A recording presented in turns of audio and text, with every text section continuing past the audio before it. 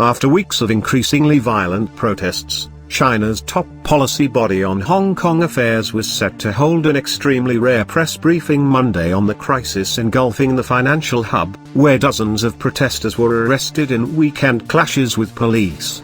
What began as a mass display of opposition to an extradition bill 2 months ago has morphed into a wider pro-democracy movement that has thrown down the most significant challenge to Beijing's authority since the former British colony returned to Chinese rule in 1997.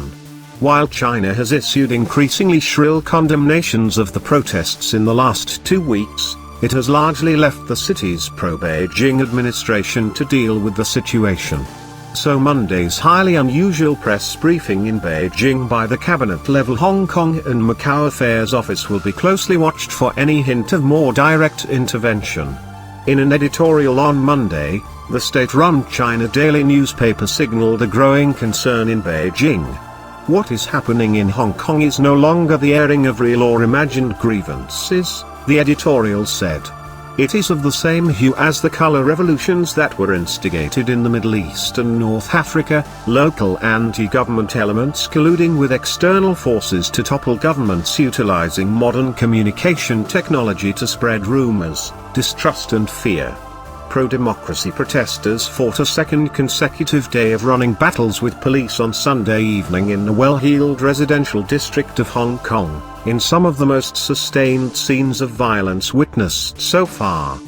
The clashes took place close to the liaison office, which represents Beijing in the semi-autonomous territory.